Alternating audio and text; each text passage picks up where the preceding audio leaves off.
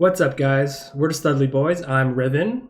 And I'm Talos. Welcome to the Studley News Network. Today, we're going to share with you a couple of news articles that we found interesting. If you want to support our channel, you can always subscribe and like. It's May 21st, 2020. Let's get on with the news. Let's do it.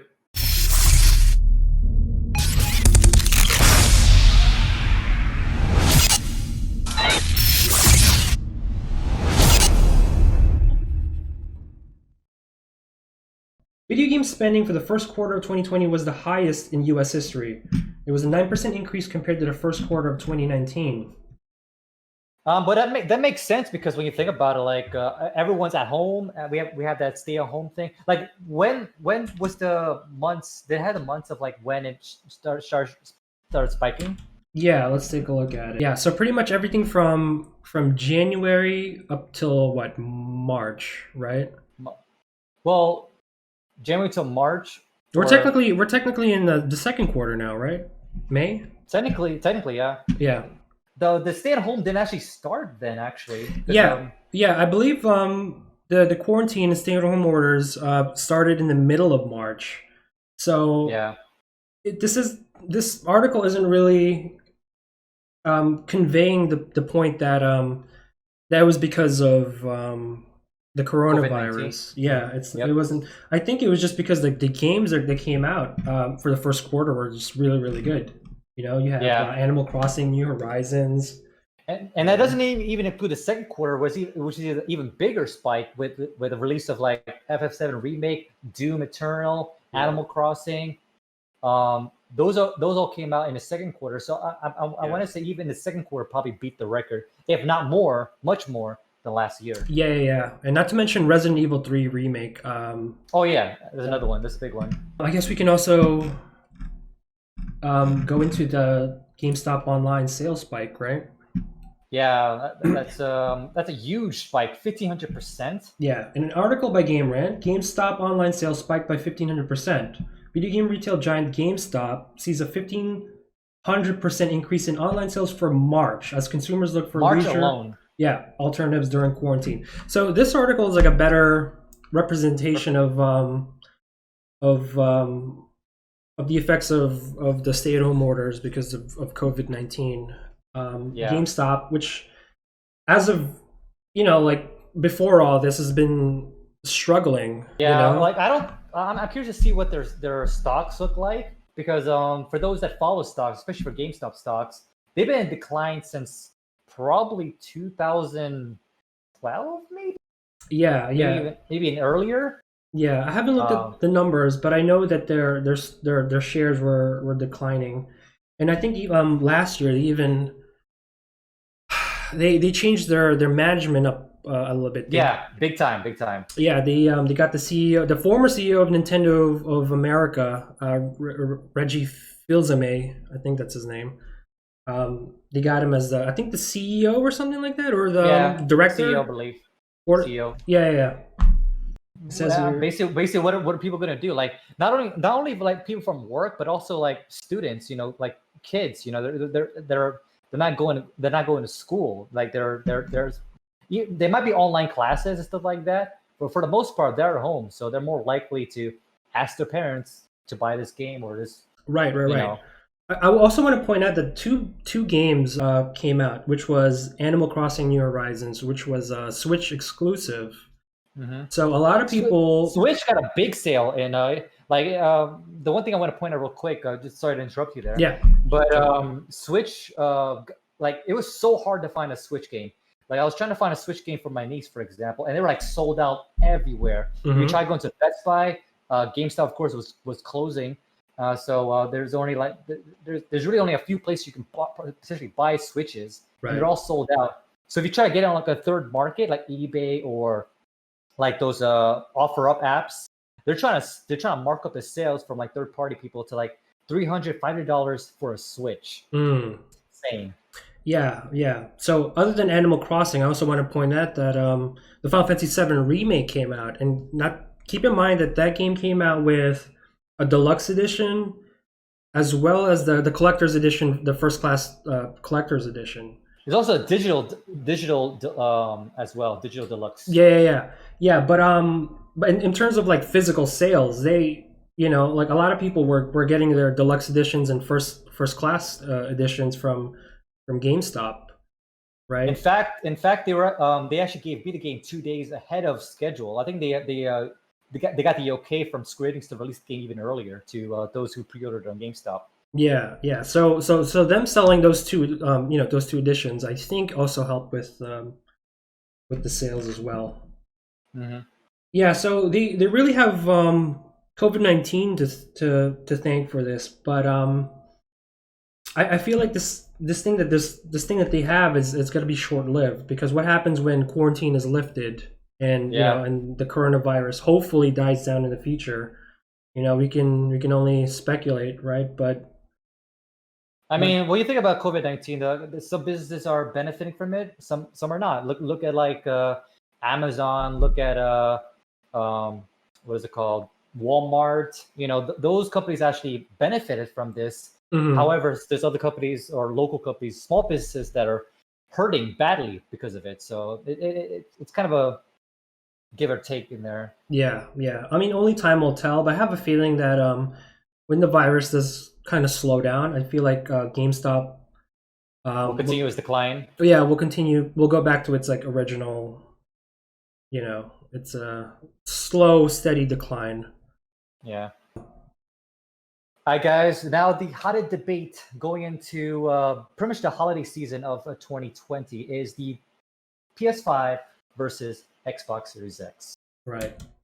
So, according to this IGN article written by, let me give his name, Joe Screbbles, Sony CEO says PS5 games will be announced soon. The wait may soon be over. Now, there's another article that you have as well. I believe that is coming out in June, correct? We're expecting to see a lot of, I guess, exclusives, maybe exclusives, and launch titles for the PS5. I'm not sure if all of them will be exclusives, but these at least will be the launch titles for the PS5. Okay, according to this, it says they won't be first party titles. PS5, I really don't know. Like, the best thing I could think of is there'll probably be a lot of games they're going to remaster for the PS5. For example, we're probably going to see a re-release of Final Fantasy VII Remake. We're going to see a re-release of Last of Us Part 2. Yes. And I believe probably probably Cyberpunk as well. Yeah. CD Projekt Red announced that they're it's backwards compatible. Like when you buy Cyberpunk, you'll be able to play it for next gen consoles. So yeah, but in terms of it, like new titles, I don't know. Like they might come up with a new Knack game, but Knack didn't really sell very well when it came out for the PS4. That's one exclusive that I can think of. It's too soon for a God of War game. It's too soon for Grand Theft Auto 6. It's still too soon for any Bethesda games. Right. So you can't expect Elder Scrolls 6 anytime soon because I think Bethesda announced that they're still like years away from finalizing the game. What's crazy about that is like even though there's no like exclusive titles, I still feel like PS5 might have an edge in terms of like potential buyers over the Xbox Series X. That's just my personal opinion. And I'm not trying to be a Sony fanboy or anything like that, but I really believe that you just have a small edge right now, unless Xbox comes out with some exclusive games for launch. Yeah. Because I personally don't like the look of the Xbox Series X. I don't know about you. The console looks ugly. Yeah. Super ugly. Speaking of which, it's a good thing you brought up Xbox. Let's tie that in with one of these other articles that we were taking a look at. Xbox Series X goes into production. Basically, what the article's saying is that COVID hasn't had an effect on Xbox Series X productions, and it also has an effect the PS5 as well. Yes, the CEO made a news article saying that it shouldn't affect PS5 in terms of production either. Right. Speaking of the Xbox 6, they were saying it's also going to be cheaper too than the PlayStation 5. What do you feel about that?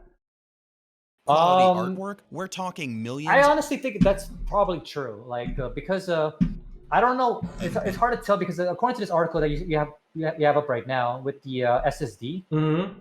This one. Yes, with the SSD speeds, it says it can't be matched even by high-end PCs. I'm not sure if this is just a fluff word from Epic, but the fact that they're saying that using the PS5 SSD speeds are faster than any high-end PC we have now, kind of makes me think that the PS5 is probably going to be at least minimum $499. Yes. At the highest $599, but I really doubt they're going to try to push that for $599 because that'll kind of sway a lot of people out from the PS5 if it's $599. If they want to stay, I guess, competitive, they will have to be cheaper. I'm thinking Xbox Series X will probably be around the range of $399. I really doubt it'll be $499, but my guess is $399 with the PS5 being at $499. Yeah, just because the Xbox will be cheaper than the PlayStation 5, I don't think that's enough to help sell it. Yeah, you know, we have to see the game. So, but there's going to be I guess a conference or some kind of a big online display around July for Xbox. So we'll definitely keep up with you guys when that comes out for July, especially June, because June is going to be PS5 game announcements. July will be for Xbox Series X. So once those come out, that will kind of determine who's going to be winning the launch for Christmas 2020. Exactly. In the end, it's always going to be launch titles because like me personally, right? Like I bought a PlayStation 4 just to play Fallout 4, you know, and I know some people who bought a PlayStation just because they wanted to play the Final Fantasy 7 remake. So even though what's funny about the 7 remake, it's only a time exclusive, but that's how powerful that game is to like make people buy the game or buy a console. Exactly. I think the PS5 being a little bit more expensive than the Xbox Series X, it's not going to hurt it in the long run because PlayStation has always had a good reputation for really good exclusives. You know, like when you think about like what type of games came out for the Xbox, right? Like what kind of exclusives have they had? I mean, the big ones is like Forza, Halo, and Gears. Yeah. I mean, you can't. It doesn't compete with some of the stuff that are coming out on the PlayStation 4. You know what I mean? There's God of War, Last of Us. There's Final Fantasy, time exclusive, of course, but Final Fantasy. But we just have to wait and see what the launch titles are going to be like before we make any more guesstimate on that. Yeah. All right, moving on to our next news. The internet reacts to Tony Hawk's Pro Skater 1 and 2 Remaster. Dude, I'm excited. Like, for those that may not know, they might mention this in an article, but if you pre-order Tony Hawk's Pro Skater 1 and 2, you actually play a demo of the original warehouse, where like the very first stage in that warehouse that you see in a picture in the background. And that stage is so iconic. Like the fact that you can collect skate, the half pipe in the middle, the crashing windows on the airplane. I'm not sure. I haven't seen a demo yet, but I imagine the airplane will be in there too. You could do tricks around the airplane that's inside. Dude, I'm excited. Growing up, I was never very good at Tony Hawk Pro Skater 1 and 2, so it wasn't a game that I played too often. But I've always came over to my friend's house and watched him play it. This game also inspired me to like start skateboarding myself. So I would actually try to do like ollies and kick flips and heel flips and doing 5-0s and all that 360s and all that. And I even asked my dad one time to like, can we go to a skate park so I can actually practice skating in the actual skate park? And he took me out there, and I obviously sucked at it. But you get better at the practice. But yeah, there's a lot of fun memories with this game. One thing that stood out to me was the soundtrack. The game had a wonderful soundtrack and introduced me to a couple of bands. The entire soundtrack isn't going to carry over to the remake. Not all of it. There's some that won't be there, but I'm looking at the list right now. Bring the Noise was a good one. B-Boy Document was a good one. Out with the O is a very good one. I love that track. Is Powerhouse in there? Here's a cool list. There we go. Yeah, Superman, that's a good one too. Goldfinger. Dude, that's a good one. A couple of my favorite ones was Primus. Jerry was a race car driver. Blood Brothers. Yep. Guerrilla Radio by Rage Against the Machine. Hell yes. Oh, Pin and Tail Donkey was a good one. I like that. There were Paraman 5000 when worlds collide. Yep. Dude, that soundtrack. And No Cigar. That actually got me into that band because of that soundtrack. Mm-hmm. And also Subculture is a good with Stars of Beyond. That's a big one that a lot of these are like indies that were not as well known, but they introduced me to like these artists. Here's a list of the songs that didn't make it into the remake. Ooh, okay. Oh, so Bring the Noise and B-Boy Document are not going to be included? Yeah. I like those tracks a lot too. Yeah, and I'm guessing the reason why is I'm guessing like licensing issues, right? Probably with some of these. Yeah. The first three right there, Bring the Noise, B-Boy Document, and Out with the Old are like one of my three favorites, and the fact that not included kind of sucks. Yeah. But they still have a good majority on there, but there's just some ones that are like, damn it, I wish it was included. Right. Okay, so linking that with our next article, it says here no microtransactions for Tony Hawk's Pro Skater 1 and 2 launch. Well, that's kind of good news if it's true, because I'm not sure how they would do that. Like, they could always have cosmetic microtransactions, like skateboards, outfits. I could see that being a microtransaction. Here's what I find interesting. Look at the wording that they use. No microtransaction for Tony Hawk Pro Skater 1 and 2 at launch. Right? At launch. Yeah. So the game, when it first releases, like for like a month or two, won't have any microtransactions. But like the model of the game is, in my opinion, it's perfect for microtransactions, right? Yeah, it really does. It really does. Because how cool would it be to customize your board and customize your character with licensed boards from the real skaters boards? Right, exactly. There's like so much to customize. Your character. You have moves, right? You have tricks. Your board. So the entire game, just like the whole model of the game it's ripe for microtransactions. I mean, you're kind of giving them ideas, Riven. So hopefully they stay true and have no microtransactions at all. But I highly doubt it. I feel like eventually they're going to have to. They're going to have to. I mean, as sad as it sounds to say that, that's just like the nature of the business right nowadays, and I feel like the game is just like a perfect model for it. So I think eventually they will. Yeah. So guys, going into our next article in reference to our Twitch channel, we're also going to be talking about a little bit on the streaming platforms in general. All right, flipping over, we can see exactly how it is. All right. What do we see here, Riven? All right. So what we have here are the numbers for hours watched. For April from last year. Yeah, from last year, April, compared to hours watched for April 2020 this year, comparing that with the four major streaming platforms: Twitch, YouTube Gaming, Facebook Gaming, and Mixer. Now, what I find interesting about this is, if you guys recall, Ninja had his big press conference where he basically switched from his exclusivity with Twitch into a Mixer. We don't know how much he was offered by Mixer, but it seems like it's significant.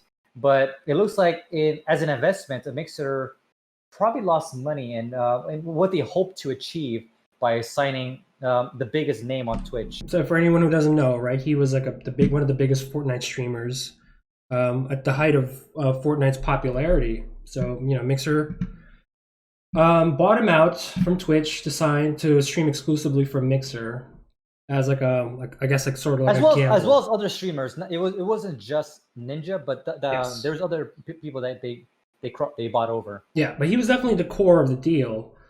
And as sort of like it was a bit of a gamble that Mixer took, and it doesn't seem like it's paying out for them. Mixer, the hours watched in April 2019 was only 37.044 mil, compared to the hours watched April 2020, 1 year later, 37.106 million. So in total, it's only a 0.2% growth. Look at the growth for Facebook gaming. Yeah, the growth is 238%. So for Facebook gaming, hours watched April 2019 was 86 million. Compared to now, April 2020, it's 291 million. And I know Facebook gaming also signed some exclusive guys as well into Facebook gaming. Yeah. And I think like this whole trend with signing exclusivities started with the whole Ninja thing. And of course now YouTube gaming signed a big deal with PewDiePie now streaming exclusively from DLive into YouTube gaming. So just judging from these numbers, it seems like Facebook, you can say, is probably competing with YouTube gaming, since YouTube gaming is still the number 2 streaming platform in the market. Yeah, still holding good numbers. Yeah. But it's still just compared to the numbers that Twitch is getting, though. Yeah. Twitch is still the top dog in the streaming platform. Yeah, Twitch is still king right now. So it's highly unlikely that YouTube gaming or Facebook is going to overtake Twitch anytime soon. Twitch still holds like a firm stranglehold over the streaming platform market. But I will say though that a couple of things have been hurting Twitch's, let's say, their reputation. Their numbers may not, completely reflect the completely reflect that. But Facebook and YouTube, they've been pretty much drama free, whereas Twitch, they've been going through a couple of controversy. Let's actually flip over to that article. Yes. Here we go. So this person, this maliciously stuff. It was kind of a backlash with this because basically during one of her live streams, she mentioned that she has ban immunity because she's one of the I guess the advisors who streams for the council, and those who are at that level, they have ban immunity, and a lot of the communities that were watching her kind of took that in the wrong way. Like she's taking advantage of the system. Yes. And that was kind of the downfall of like giving such power to actual streamers instead of hiring separate people to manage the system versus like streamers to do it for you. Right. And now she's taking the big hit for that because of some of the controversy surrounding the launch. Yeah, I did catch a clip of her. I mean, she said a couple of questionable things, like most gamers are all white supremacists or something like that. So she's offended. She's ruffled a couple of feathers with a couple of her statements. This is just one of the many controversies with Twitch right now, but we kind of briefly talked about this as well. But like, it seems like Twitch is kind of doing a little bit of favoritisms with some of the streamers that they either enact into this role or not banning them for specific reasons. Alinity, she's done questionable things on stream. Like one being she was, I think she was streaming, she was gaming, and her cat was bothering her, right? And then she just grabs the cat and tosses it. And other questionable things with the cat, like making it lick vodka from her mouth. Wow. And then not too long ago, she was doing something on a stream. She pulled her shirt up. I think she was just like adjusting her shirt, and she let out a nipple slip. And Twitch didn't ban her for it. A lot of people were calling for her to get banned, and they wouldn't ban her. And she ended up actually taking 3 days, so she self-banned herself, according to her. But the main problem here is that Twitch obviously has plays favorites with some of these people, like with Alinity. So recently their reputation's been kind of it's been kind of negative. I also wanted to add that people have gotten banned for less too. You know what I mean? Yes. So yeah, there's definitely something going on with Twitch, and they need to take care of it and be more fair, I think. All right, guys, we're rolling into what I call the Talos Tidbits, which basically is just small articles that are not really worthy of like a big discussion, but just something that was interesting that we kind of want to share to you. This little small segment is sponsored by our Amazon affiliate links. If you guys want to check out, support us in checking out some of the gear that we have. If you guys are interested in what we use in terms of streaming or in terms of recording YouTube videos, definitely check out the Amazon affiliate links. And it's just, a small little help to support the channel.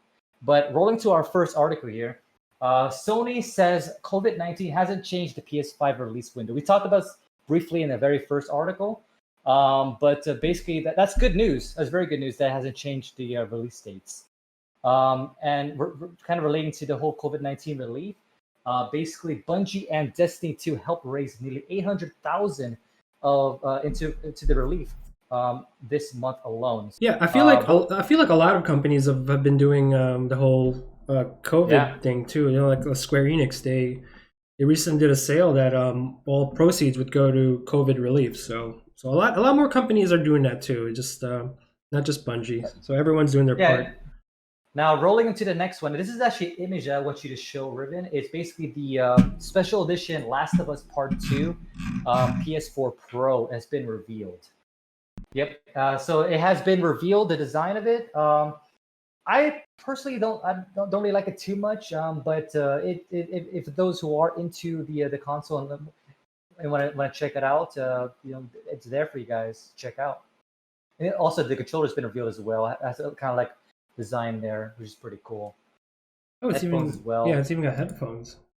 Yeah. And so, beer? Yeah. Wow, is it beer? It's juice. I think it's juice. No, it's IPA. Indian Pale Ale. Oh. Yeah. Oh, yeah. So, yeah. If you guys are interested, pre-orders, I think, are available right now.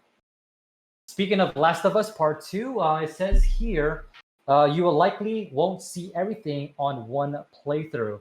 Now, to me, it kind of sounds like side quests that, because according to what I've read online, is the map. There's actually areas of the map that you could actually miss easily during your first playthrough. Mm-hmm. It doesn't really affect the story too much, I think. Like I said, it might be mostly side quests and stuff like that. But there's more of the game than what you see in the main story. It's just not as advertised. Next is the Valorant. I'm not sure how big you are with Valorant. I know for sure I'm not really big into shooters, but those who are into Valorant, it looks like they're closing beta pretty soon and launching in June 2nd, 2020. Is loading? All right, there it is. Yeah, the Halo Series X. Now, for those that may not know, I'm very, very big in like limited edition consoles. I actually have the Xbox 360 limited for Halo 3. I have the Halo 5 limited edition. So this is something I found interesting, where basically you can, I'll be adding to my collection. Okay, but yeah, so this I can add this to my collection in terms of the Halo collection that I got going on for the Xbox Series X, Halo Infinite. So it actually looks better than the original black console that we saw earlier, and also the controller looks really nice. I personally think. I don't think we talked about it, but what do we think about the design of the actual? The fact that it's just a square box, it seems like plain. But the fact that like they added like a different flavor with the Xbox Infinite Special Edition, but I'm still not a big fan of the whole console in the box form. I think it looks too much like a PC tower. I think that's what it looks like. Yeah, I can see that. Like how would you fit that into like a display counter? Yeah, like a TV display. How would you be able to? I assume you could probably lay it the other way too, like horizontally. Oh, that's true. But, you remember the PlayStation 2? You're able to do that. You can put it vertically or horizontally. Horizontally, so. It's just easier because it's a square box. But regardless, that's what it looks like. If you guys are into it, I believe pre-orders are available for it, but I'm not 100% positive. What is the article saying? Oh, it's coming soon, so it's not quite out yet. Yeah. So be on the lookout for that if you're into limited edition consoles like I am. The final tidbit for today is Epic Games Store apparently offers partial refunds for a game you bought that went on sale. That's great news.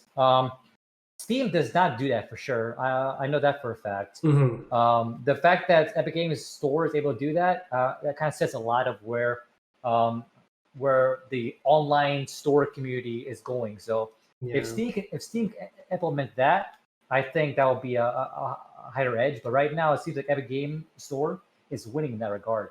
Yeah, they're also very good with like they give away free games every week. They recently gave out Grand Theft Auto 5, I believe. So yeah, for free actually. For free, exactly. Yeah. Yeah. So right now Epic Games seems like they're winning a little bit in terms of the market. So we'll time will tell. Time will tell. Mm-hmm. But like I said, that concludes Talos Tidbits. Back to the main news. All right, moving on to our next article regarding Doom Eternal.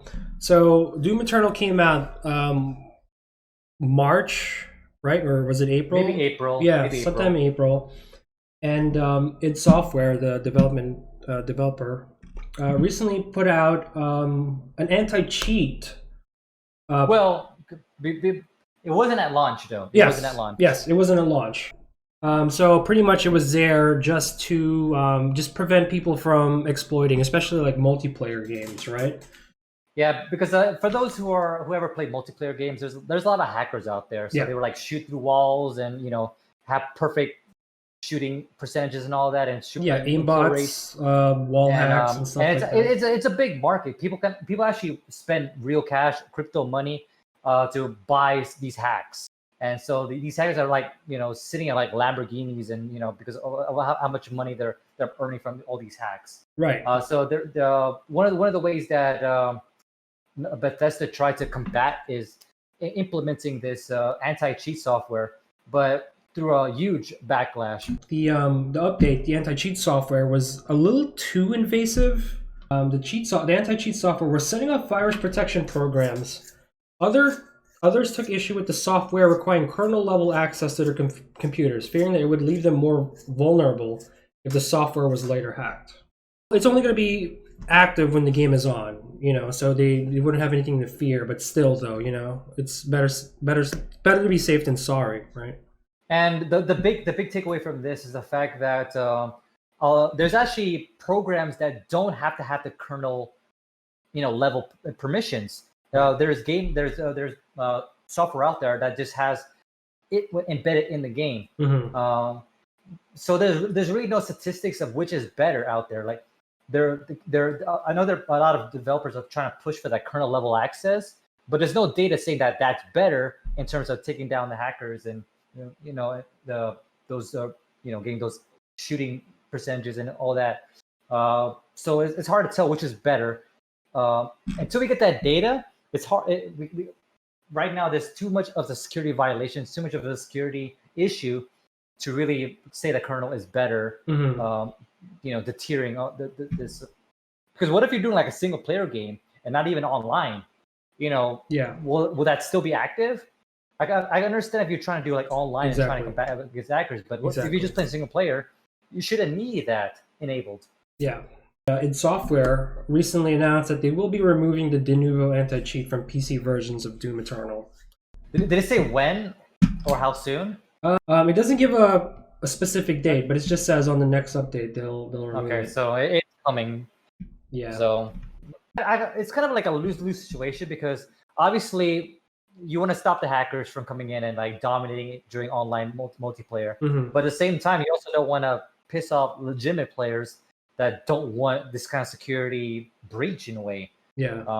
So I mean, it's gonna be hard. It's gonna be hard to combat against hackers. I mean, like you said, there are other ways to combat hackers. Like I haven't played Doom Eternal yet. The only other multiplayer shooter that I play is Overwatch. Blizzard does a good job with trying to combat hackers and botters, right? But yes. every now and then a couple of them will still slip through. You know what I mean?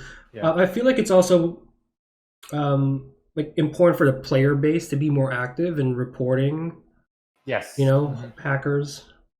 There are other ways to get around this. It doesn't. You don't need to invoke kernel level access. yeah, that's a little too much. That's a little too invasive. There's other less extreme measures. We're going to be talking about some exclusivities with Stadia. Now, Stadia, if you want to roll into the article, basically they had a exclusive deal here where they're going to get Serious Sam exclusive before and get it hands off PS4 and Xbox until 2021. Now, for those that don't know Stadia, it's basically an exclusive or Google's own console. And the way it works is that you can play it anywhere. You can play it on your PC, you can play it, you can snap it and play it on your TV. It's kind of like a Switch in a way, but it's basically a Google console. And for those that also know, their Stadia is not doing very well. Yeah. I mean, apart from like really terrible sales, they also were promising a lot of things that they didn't keep. You know, like I think they were like advertising the games were all going to be locked at 60 frames. Yep. And then some of them were locked at 30. You know what I mean? So that was like one of their selling points, and they failed to deliver on that part, on that end. Yeah, and right now the fact that they're keeping Serious Sam 4 off of the main consoles, I don't think it will help that much. But the fact that they're pushing for some exclusive titles shows that they're not giving up yet. They must have paid Serious Sam, the developers of Serious Sam, like a lot of money then for this to happen. Yeah, because if let's put ourselves in their shoes, right? If Stadia came up to you and said, "Hey, we want to make your game that you're developing, timed exclusive on Stadia." Yes. Like, you as a businessman, how would you personally react to that? Well, okay. For one thing, like we have to look at the amount of sales on the Stadia. How many people actually own a Stadia? Right. The fact that in order for people to play my game, they have to actually own the console. Right. So if less people have the consoles versus Xbox or even PS4, you're going to be losing a lot of money in the development cycle. So you're probably going to ask Google, in this case, a lot of money to make it exclusive, because you have to think about the losses you're going to have for not having a game in multiple platforms, especially for that 1 year exclusive, or if it's going to be completely exclusive. Right. I also want to point out that although Stadia itself as a system might be a failure, I think it's mostly because the developers were I think they were too ambitious, and I think it's just because of inexperience. So keep in mind that they do have Google backing them up financially, so that's still big. It's huge. It's still huge. You know, I mean, Google has a lot of money, so it's like, and I'm guessing they're like a smaller development team, maybe, so that might in the end work out better for them. Mm-hmm. So I think in this situation, maybe it might be a good deal for them, because Serious Sam hasn't been like a serious, Serious Sam hasn't been a serious. It hasn't been a serious. It's not like I'm gonna buy a PlayStation 4 just for this game if they made this game exclusive for PS4, right? Correct. Yeah. So it's not exactly it's not AAA level for sure. Yeah. But the one point I want to get across here is these developers, these platforms, whether it be Sony, whether it be Microsoft, whether it be Stadia or Google in this case, they want those exclusivities, because that's what sells those consoles. That's what sells that hardware. So these companies are fighting for, even if it's a 1 year exclusive title, they're fighting it. Like look at Sony with the massive sales of Sony PlayStation because of Final Fantasy remake. So it's huge. So that's a big thing. That 1 year exclusivity sometimes helps out tremendously, depending on the title. So they're paying big money to get that exclusive title. But also it's like Serious Sam. You really got to run out and grab a Stadia because Serious Sam 4 is going to be on it. Like, I feel like if Google really wanted to make this work, they would have went like bigger. You know what I mean? They could have gone bigger. No offense to Serious Sam and its developers and all, but it's not exactly like the type of game that's going to have me running out and buying a Stadia or something. Yeah. All right, going into more serious topic, but still video game related.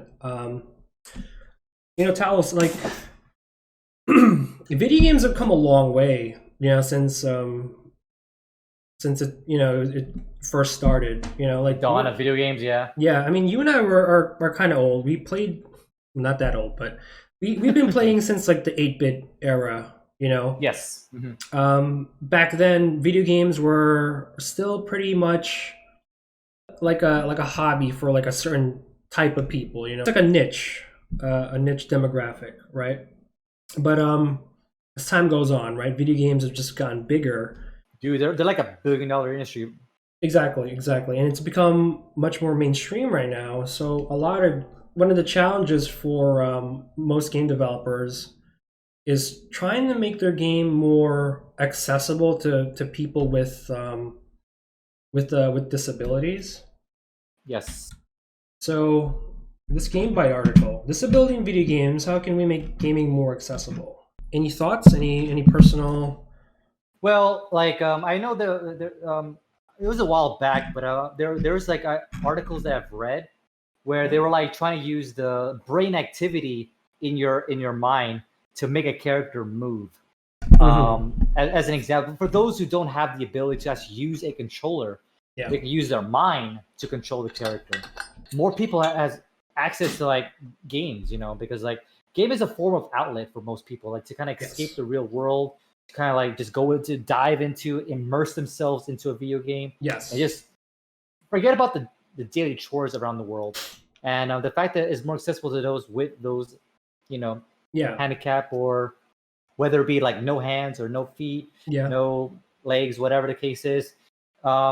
Maybe even the blind as well. Yes, colorblind. No hearing. Colorblind, yeah. Let's face it, the video game industry it's a business, right? The more access people have to the game, that's more money for video game developers. So it's just finding a broader audience. It just means, you know, more money. I play Overwatch, and I know that one thing about Overwatch that I've always respected was they have like a colorblind mode. So it's like you can change it. You can change the game's UI and interface to the colors that the person can see. Wow. So, okay. So you can adjust it, and you know, it's helped people with color blindness like play the game and appreciate the game. So that's like one thing that Blizzard has done in terms of, you know, broadening their scope. Yeah, their audience regarding you know, people with disabilities. So that's I thought that was pretty cool. Okay, so moving on to the next article. Well, it's not really an article; it's like a Facebook video. We're not really going to show it, but the video was about video games affecting mental health. So I guess we can talk about how video games can affect mental health. So you have any? Well, like in terms of where exactly, like, because does it lead to like gun violence, or are you talking about like mental health as in like making you more lonely, or making you less deprived, less social? Is that? Let's try to look at it from a positive point of view. Okay. Like, what do you think? Like you know, how mental health is enhanced by video games? Well, apart from all the negative mentions, but there is actually a lot of positive as well. Yeah.